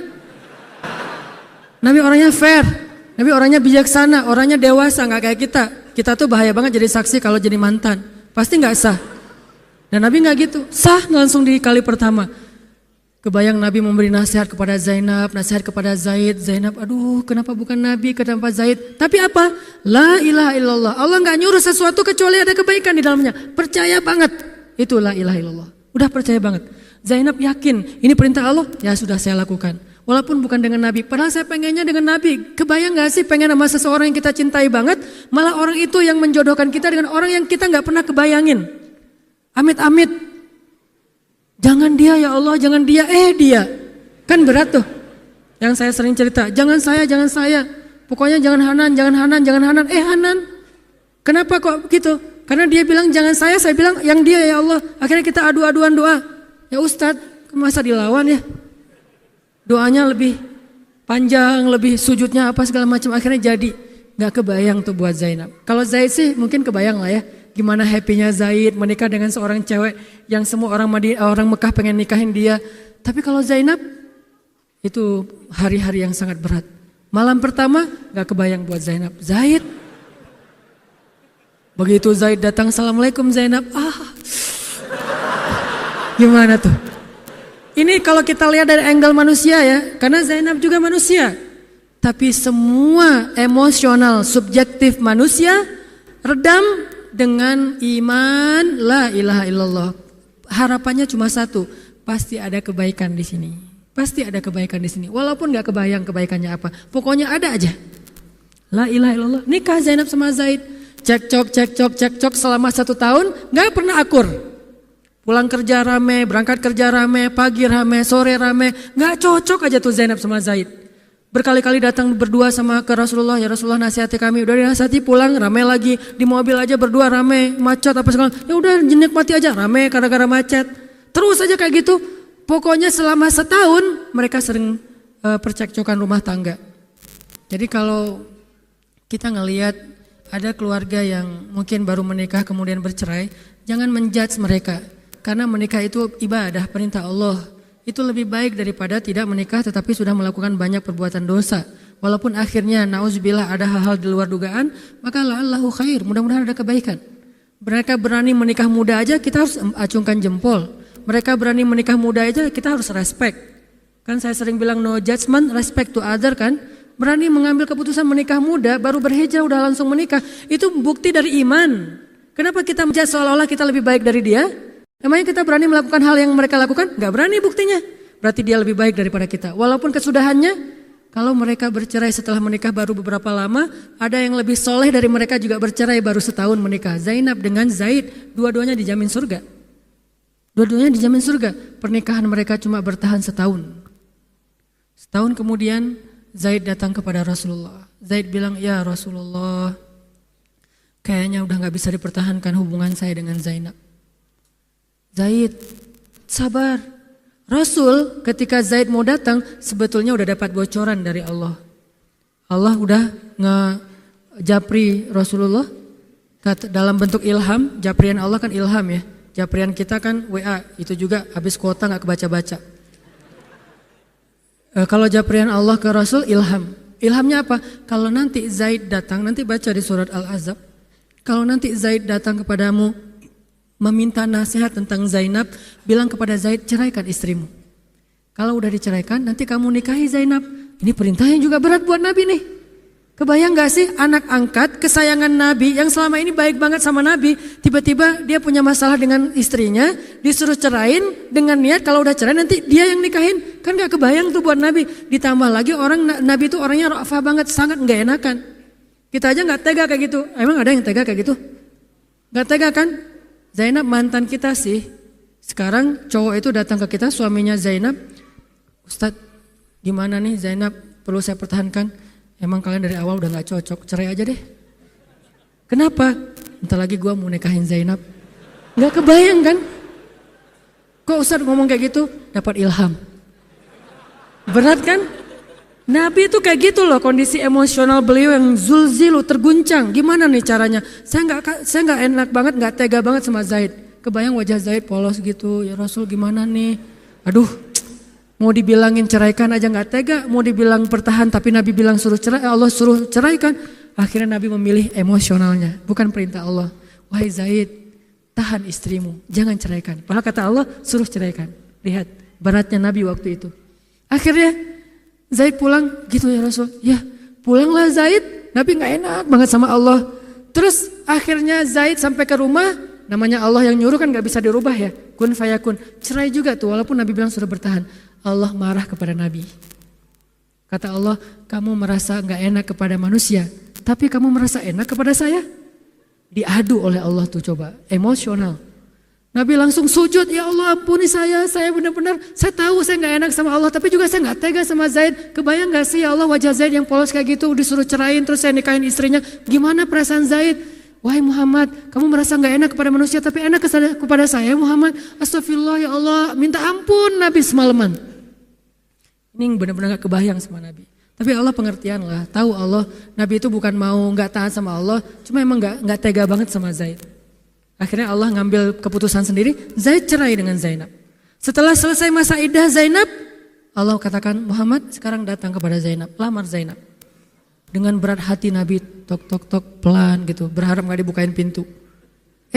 Langsung udah ditunggu ternyata sama Zainab. Eng gitu, bukain pintu. Pas Nabi datang, Assalamualaikum, Waalaikumsalam gitu. Zainab udah punya firasat. Nabi mengatakan, Zainab ada perintah dari Allah. Apa ya Rasulullah? Sami'na wa ata'na. Belum juga dikasih tahu. Sami'na. Allah menyuruh saya untuk melamar kamu Zainab. Untuk siapa ya Rasulullah? Curiga kan? Jangan-jangan orang lain lagi nih. Untuk siapa ya Rasulullah? Untuk saya. Masya Allah gitu. Cuman Zainab kan gengsi gitu lah. Masa cewek harus teriak-teriak gitu kan ya? Oh gitu. Padahal masuk ke dalam kamar. Wah gitu ya. Gigit jari apa, gaya-gaya cewek lah ya. Oh gitu, ntar ya saya pikir-pikir dulu. Saya istiqoroh dulu, Nabi diistiqorohin. Udah diterima, sami'na wa ata'na. Dan inilah khair, kebaikan yang diharapkan oleh Zainab. Walaupun gak pernah terbayang, gak mungkin dong Zainab berpikir akan cerai setelah setahun kan. Tapi dia hanya yakin Allah itu gak mungkin nyuruh sesuatu yang gak ada kebaikannya buat kita. Gak mungkin, mustahil. Karena Allah gak pernah zalim kepada hambanya. Kenapa Allah kok muter-muter dulu kayak gitu? Allah pengen lihat Zainab itu menikahi Muhammad karena Allah atau karena dirinya sendiri. Kalau karena Allah, coba yang selain Muhammad berani gak? Ternyata berani. Karena itu dia menjadi layak untuk Muhammad. Kalau dia gak menerima Zaid, mungkin Zainab tidak akan pernah jadi istri Nabi karena tidak layak. La'allahu khair. Ini buah dari la ilaha illallah. Begitu juga dengan Zaid, akhirnya menikah lagi. Dengan perempuan yang cocok untuk dia, yang berkhidmat kepada dia, yang membahagiakan hatinya, yang menjadi qurratu ainin li, menjadi penyejuk hati bagi Zaid. Dari pernikahan itu kemudian Allah anugerahkan untuk Zaid kebaikan yang luar biasa. Apa kebaikannya? Allah berikan untuk Zaid seorang putra yang paling keren. Namanya Usamah. Nama Usamah itu bukan hanya bin Laden ya. Usamah itu nama sahabat, Usamah bin Zaid. Itu adalah komandan militer termuda dalam sejarah Islam. 14 tahun sudah memimpin pasukan perang yang isinya para sahabat senior. 14 tahun. Kelas 3 SMP. Baru mau ujian nasional disuruh perang. Coba. Kebayang anak kelas 3 SMP yang masih galau-galau, yang masih culun-culun, yang mungkin badannya belum kebentuk, yang jerawatan misalnya kayak gitu, tiba-tiba memimpin pasukan militer yang jumlahnya ribuan, yang barisan pertamanya kibarus sahabah, sahabat-sahabat senior, as-sabiqun al-awwalun minal muhajirin wal ansor. Termasuk siapa di dalamnya? Abu Bakar dan Umar. Kebayang gak tuh? Memimpin pasukan yang di belakangnya itu Abu Bakar dan Umar. Maju, Abu Bakar dan Umar. Ya, maju. Usama. Kebayang Usama yang nyuruh. Abu Bakar. Segaya. Umar maju. Zaid, anaknya Zaid. Tapi tidak ada yang bisa membantah. Kenapa? Itu wasiat Nabi sebelum wafat. Aku perintahkan kalian untuk dipimpin oleh Usamah bin Zaid. Karena dia adalah anak muda yang luar biasa. Itu hadiah Allah untuk Zaid. Karena dulu mau menikahi Zainab walaupun hatinya sebetulnya tidak mau. La'allahu khair, la ilaha illallah. Masing-masing dikasih kebaikan dengan cara-cara yang berbeda. Balik lagi kepada Musa. Kayak gitulah Allah membekali Musa. Ya Musa, kata Allah di ayat 14. Innani anallah, la ilaha illa ana, fa'budni wa aqimis salata li dzikri. Kemudian Allah memberi pelajaran lain kepada Musa. Pertama Allah kasih tahu dulu siapa Allah. Allah adalah Tuhannya, tidak ada yang layak disembah selain Allah, beribadahlah kepada Allah, dan seterusnya. Sekarang Allah buktikan bahwa Allah itu maha kuasa, supaya Musa makin yakin. Belajar di kelas, belajar di luar kelas. Belajar teori, belajar praktek. Teorinya, innani anallah, la ilaha illa ana, fa'budni wa aqimis salata li dzikri. Itu teorinya. Prakteknya, ya Musa, wa ma tilka biyaminika ya Musa. Apa yang ada di tangan kananmu wahai Musa? Ayat berapa itu? Ayat 17. Wa ma tilka biyaminika ya Musa? Hiya asaya. Ini tongkat saya ya Allah. Atawakkau 'alaiha wa ahusyu biha 'ala ghanami wa liya fiha ma'arib ukhra. Musa yang menjelaskan apa fungsi tongkat, bukan ular, tongkat. Hiya asaya, ini tongkat saya. Kemarin di Turki saya pergi ke museum, ada tongkat Nabi Musa, ukurannya kecil. Kalau itu memang benar, tapi sebagian besar orang mengatakan itu benar tongkat Musa. Ukurannya sangat kecil seperti ranting, bukan ukuran tongkat yang gede yang bisa mukul anjing, bukan. Kayak ranting banget, kecil. Atawakkau 'alaiha, saya pakai untuk berjalan. Wa ahusyu biha 'ala ghanami, saya pakai menggembala ternak, ngurus-ngurus ternak, mengarahkan ternak pas digembalain. Waliya fiha ma'aribu ukhra, dan beberapa urusan-urusan yang lain ya Allah. Musa yang menjelaskan itu tongkat, bukan Allah. Yang Musa itu tongkat ya Allah, itu kan doktrin ya. Allah nggak mau mendoktrin. Allah bertanya supaya Musa sendiri yang menjawab dengan sadar. Mahia, apa itu di tangan kananmu wahai Musa? Hiya asaya, dia tongkat saya. Kata Allah Subhanahu wa taala, alqiha ya Musa. Coba kamu lempar tongkatmu wahai Musa. Gampang lempar tongkat, lempar. Fa idza hiya tas'aha hayyatun tas'a. Tiba-tiba tongkat Musa itu berubah menjadi hayyatun tas'a, ular yang merayap-rayap. Musa kaget. Hah? Ini tongkat saya padahal jadi ular. Kata Allah, khuzha ya Musa. Sekarang ambil wahai Musa. Ini baru ujian. Percaya enggak Musa sama Allah? Ujian kecil. Karena kalau dia enggak percaya, pasti dia akan berpikir, kalau saya pegang tas saya dipatok. Ular berbisa. Yang kalau saya dipatok, nggak ada dokter di daerah sini. Saya ada di Bukit Tursaina, saya bisa mati karena keracunan. Tapi kata Allah, la takhaf ya Musa, sanu'iduha siratahal ula. Jangan khawatir Musa, pegang aja, nanti akan aku kembalikan dia kepada bentuk yang sebenarnya, yaitu tongkat. Masalah belief. Kadang-kadang apa yang kita lihat, apa yang kita rasakan, apa yang kita pikirkan berbeda dengan apa yang Allah perintahkan. Allah menyuruh kita tinggalkan riba. Tapi kan riba itu menguntungkan versi kita. Versi Allah rugi. Pakai hijab. Tapi kan gerah versi kita. Versi Allah itu baik. Menikah aja jangan pacaran. Versi kita kalau salah nanti gimana. Tapi versi Allah lebih baik salah menikah daripada salah pacaran. Pokoknya lakukan saja perintah Allah. Kami akan kembalikan dia kepada wujud yang aslinya. Gak usah khawatir.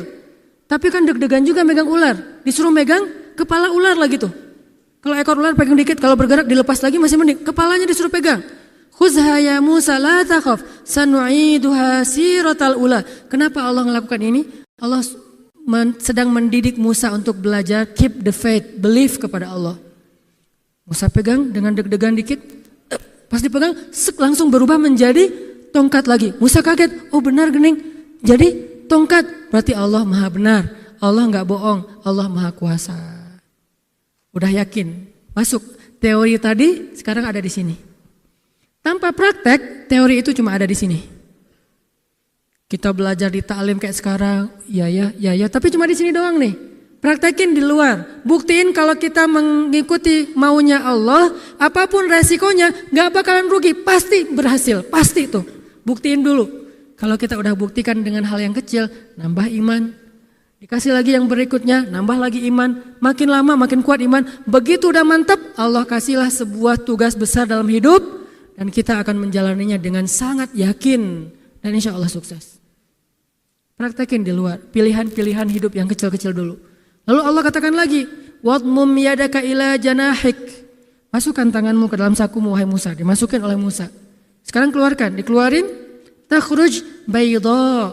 Ketika Musa keluarkan tangannya, tiba-tiba tangannya bercahaya, menjadi cahaya. Musa jalan kemana-mana pakai tangan gini, gak pakai api, gini aja. Mau ngambil apa? Gini. Kebayang ya zaman Musa mati lampu? Bukan gini-gini ya. Itu orang Syiah. Ini keluarin tangannya bercahaya dan cahayanya itu tidak menyilaukan. Dan tangannya masih kelihatan tangan, bukan jadi lampu silau gitu enggak. Ini benar-benar cahaya yang indah sekali, nur, bukan dia. Baydo, cahayanya putih lagi, indah sekali cahayanya. Musa heran, ini juga min ayatillahil kubra, di antara ayat-ayat Allah yang besar. Udah yakin sekarang Musa? Yakin ya Allah. Ya udah, sekarang idhab ila Fir'aun, baru dikasih perintah. Baru dikasih perintah. Pasti kasih perintah itu siapa ya Allah? Fir'aun, Musa, Fir'aun, @Fir'aun. Dan itu ofisialnya cuma satu akunnya, fake-nya nggak ada. Karena nggak ada yang berani bikin akun fake-nya Firaun. Kalau akun fake-nya Hanan Ataki atau Ustaz Abdul Somad banyak. Tapi kalau Firaun nggak berani. Kalau ketahuan langsung diperkarain, dicambuk. Paling ringan dicambuk juga. Jadi nggak ada akun fake Firaun, hoax terhadap Firaun nggak ada tuh. Cuma ada yang ori, official, cuman @Firaun_laknatullah. Itu doang tuh.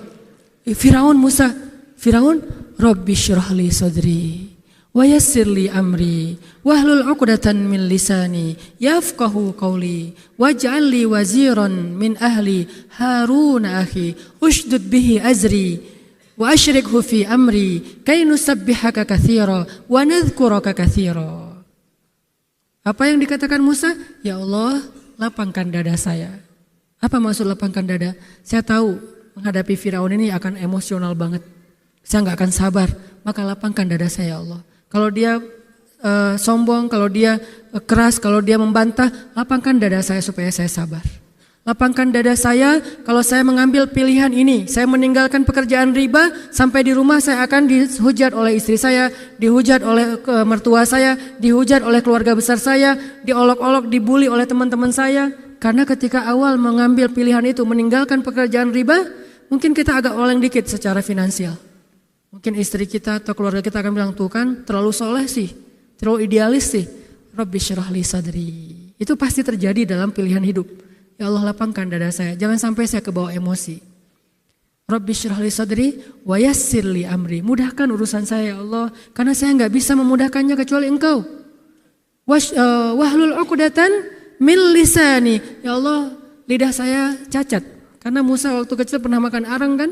Akhirnya lidahnya cacat, gak bisa ngomong dengan jelas. Dan minta kepada Allah, bukankah Allah yang maha memudahkan lisan?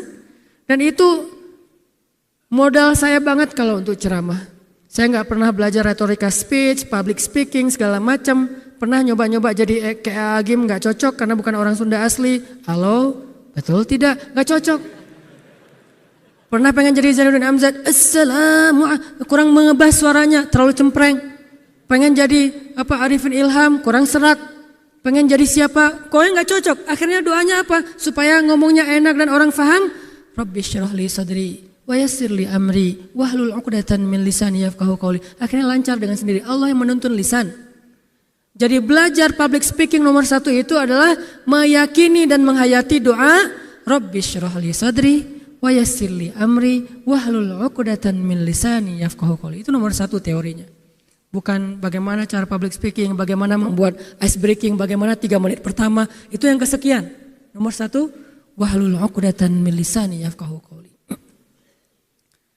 Waj'al li waziran min ahli Harun akhi ushdud bi amri, dan seterusnya. Intinya berangkat. Ketika Musa berangkat ketemu dengan Harun, yuk kita dakwahin Firaun. Hah? Firaun? Enggak salah, enggak ada yang lain. Masih banyak tuh yang bisa didakwahin daripada Firaun. Enggak, ya ini perintah Allah. Perintah Allah, ya udah kita berangkat. Pas udah dekat dengan istana Firaun, muncul lagi rasa khawatir. Itu manusiawi. Tadi di rumah udah mantep, udah wudu, udah pakai sorban, udah pakai parfum, udah wangi, udah siap menghadapi Firaun. Udah mantep berdua, udah enggak pegangan tangan juga sih, agak aneh gitu. Ya udah jalan, ayo jalan, naik keledai berdua. Naik keledai, karena mereka bukan orang kaya, naik keledai menghadapi Firaun. Pas sampai di depan istana Firaun, keledainya yang gemetaran. Kenapa ini? Motornya yang oleng, tiba-tiba ban kempes atau apa, tiba-tiba mogok. Kenapa? Keledainya aja menghadapi Firaun takut, apalagi orang nih. Gentar di depan istana Firaun, ngelihat para pasukan, para pengawal, para penjaga istana yang gagah-gagah, yang serem-serem gitu ya, yang kayak patung nggak berkedip sama sekali, gini aja di depan. Badannya bagus-bagus. Langsung muncul lagi rasa khawatir di dalam hati Musa dan Harun. Apa kata Allah di ayat 45, kata mereka, Rabbana innana nakhafu ay yafruta alaina aw ay yatgha. Ya Allah, kami takut. Mereka berdua ngomong kayak gitu di hadapan Allah. Ya Allah, innana nakhaf, kami takut. Ay yafruta alaina aw ay yatgha. Dia nanti akan marah kepada kami, lalu dia akan menyiksa kami, ya Allah. Apalagi Harun kan kenal banget dengan Firaun. Musa, kamu udah lama kan gak di sini? Aku tahu banget apa yang dilakuin Firaun selama ini. Nih aku ceritain. Makin ditakut-takutin sama Harun. Beneran gitu? Iya. Kasus terakhir kemarin ada yang dipancung, ada yang digantung, ada yang dibakar hidup-hidup. Rabbana innana nakhaf. Ya Allah, kami takut, gimana nih? Apa kata Allah? La takhafa inni asma'u wa ara. Jangan takut wahai Musa wa Harun, aku melihat dan mendengar apa yang kalian lakukan. Ini cara Allah menguatkan mereka. Inni asma'u wa ara. Bukan jangan takut. Nanti akan banyak pasukan yang membantu kalian. Jangan takut, nanti banyak teman-teman kalian di dalam sana. Jangan takut, ada mata-mata aku di antara mereka. Jangan takut, ada demonstran yang akan ngedukung kalian di luar istana. Enggak.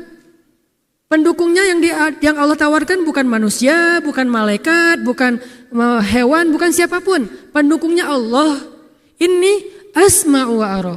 Jangan takut, aku akan mendengar dan aku akan melihat apa yang kalian lakukan. Gak usah takut, ada aku. Bahasa lain di surat At-Taubah, ketika Abu Bakar dan Rasulullah dan Abu Bakar itu dalam keadaan khawatir, la tahzan, innallaha ma'ana.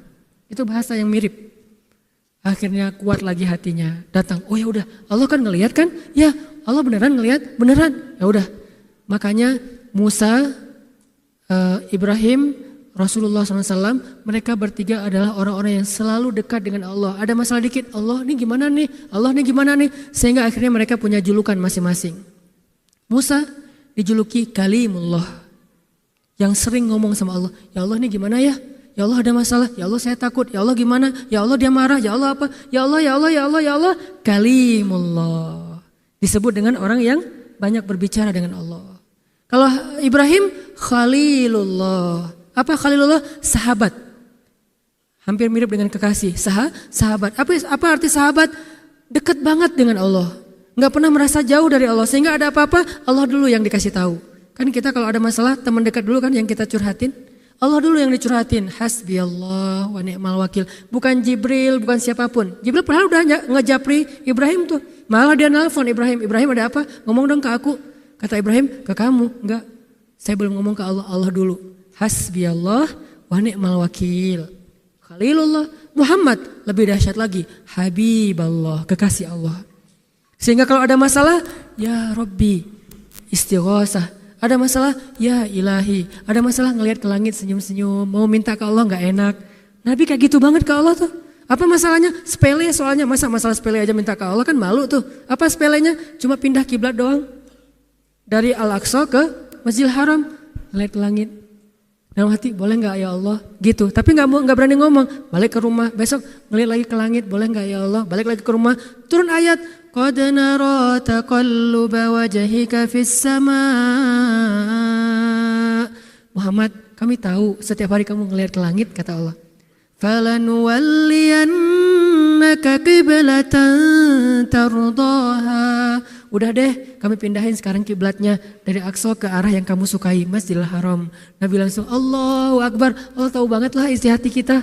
Alimun bidzatis sudur. Makanya disebut dengan Habib Allah. Apakah kita kayak gitu ke Allah? Kalau kita punya tingkat kedekatan dengan Allah sampai segitunya, ada masalah dikit, tenang aja ada Allah, tenang aja ada Allah. Kemarin baru jadi rumah sakit, kan anak saya sejak saya di Turki dirawat di rumah sakit, ujian dari Allah dan mudah-mudahan jadi penggugur dosa saya. Saya punya anak yang paling kecil, kalau yang perempuan yang dari Umi, Maryam, usia 8 tahun. Kalau bawa ke rumah sakit itu batas usia boleh masuk ke ruangan kan 12 tahun ya. Terus security-nya agak-agak jutek gitu, keras, kaku, susah dikasih dimintain izin. Udah ngomong baik-baik, beberapa orang nggak bisa. Padahal kakaknya ini pengen ketemu adiknya yang lagi sakit, udah seminggu nggak ketemu, pengen banget ketemu ke dalam, adiknya nggak bisa keluar. Besok pas saya datang, istri saya bilang, gimana ya besok Maryam bisa nggak ya ketemu sama Yahya? Soalnya security nggak ngizinin, udah berapa kali nggak boleh. Tamu aja yang mau ngejenguk nggak boleh banyak-banyak sampai dimarah-marahin sama security. Udah tenang aja. Gimana caranya? Tenang. Dalam hati saya ada Allah. Cuman kan nggak mau ngomong itu sok gaya banget kan ya. Tenang aja gitu. Dan saya juga nggak terlalu pede pasti diijabah sama Allah, tapi husnuzon kepada Allah. Besok saya bawa Maryam ikut Baba yuk, ngapain? Jenguk Yahya. Aku nggak dibolehin masuk, kemarin juga nggak boleh masuk. Akhirnya aku nunggu di bawah sejam. Udah nggak apa-apa sama Baba, ntar boleh insya Allah. Sama Maryam datang, apa yang saya lakukan? Istighfar, salawat. Kan dia makhluk Allah, dia hatinya Allah yang genggam, istighfar, salawat. Di lift, pas naik lift, Allahumma sholli ala sayyidina Muhammad, astagfirullahaladzim, Allahumma sholli ala sayyidina Muhammad. Pas keluar lift, kita jalan di depan dia seperti nggak melihat kita. Dia ngelihat gini, tapi nggak bergeming gitu. Ngelihat aja masuk. Saya jalan, Aisyah jalan, Maryam jalan, kita jalan aja, cuek gitu, dia ngelihat aja. Kayaknya mungkin mau ngomong gimana gitu, udah terlanjur lewat orangnya atau apa, saya cuek aja, masuk ke dalam, istri saya, kok bisa masuk? Alhamdulillah, Allah yang mudahkan. Waja'alna min baini aydihim saddan wa min khalfihim saddan. Mungkin ditutup sehingga dia nggak bisa bereaksi. Bukan orang yang nggak soleh, bukan. Allah membalikkan hatinya yang tadi mungkin pengen ngelarang, jadi nggak pengen, gampang kan? Serahin aja sama Allah. Sama kayak kalau kita punya orang dekat di dalam rumah sakit, direkturnya kah, dokternya kah, kepala perawatnya kah, orang adminnya kah, kita bisa bilang ke dia, tolong ya saya pengen bawa masuk anak saya sebentar aja, pengen ketemu adiknya, kan gampang kan? Karena nggak ada yang kenal, ya udah kita pergi aja kepada Allah yang maha kenal segala sesuatu, punya akses ke semuanya. Ya Allah mudahin, ya Allah mudahin. Mungkin bukan karena saya soleh, tapi karena anak-anak yang saya bawa, mungkin karena mereka nggak punya dosa. Lagi-lagi saya nggak mau GR, tapi saya husnuzon kepada Allah. Kalau kegeeran nggak boleh. Kalau kegeeran kita merasa, oh udah ijabah banget ya doa Ustaz, belum tentu. Tapi Allah maha baik, ya. Saya nggak lewat. Ada masalah apa aja? Lewat. Termasuk di imigrasi, sallallahu alaihi wasallam. Karena saya bawa duit banyak. Kalau duit di atas 100 juta itu kadang-kadang suka bermasalah. Apalagi Turki sekarang lagi daerah operasi militer, udah 2 tahun. Di mana aja bisa nembak orang. Bisa bermasalah. Allahumma sholli ala sayyidina Muhammad. Pemeriksaan di bandara, karena bandara perbatasan itu semua yang jaga itu senjata lengkap. Laras panjang. Kalau ada orang asing disamperin, ngapain ke sini? Jujur aja mau bawa donasi. Donasi buat apa? Kemanusiaan. Akhirnya muka-muka melas gitu, ya udah masuk aja, jangan bikin masalah ya. Ya. Lewat. Sambil gitu, sallallahu alaihi wasallam, Allahumma sholli ala sayyidina Muhammad. Kan hatinya juga digenggam sama Allah, beresin, beres, alhamdulillah. Libatkan Allah, gampang. Innani asma'u wa ara. Aku melihatlah apa yang kalian lakukan. Jadi teman-teman, yuk kita belajar la ilaha illallah masuk ke dalam hati kita dengan mengambil pilihan-pilihan yang melibatkan Allah satu demi satu, dan kita lihat keajaiban bahwa Allah gak ngecewain kita. Gak mungkin gara-gara taat kepada Allah kita jadi kecewa, gak mungkin sama sekali. Yang dibutuhkan hanya iman, sabar. Iman bahwa Allah gak mungkin ngecewain kita, sabar menunggu kejutan dari Allah. Udah, jalanin aja, insya Allah berhasil. Tetap istiqomah, barakallah. Assalamualaikum warahmatullahi wabarakatuh.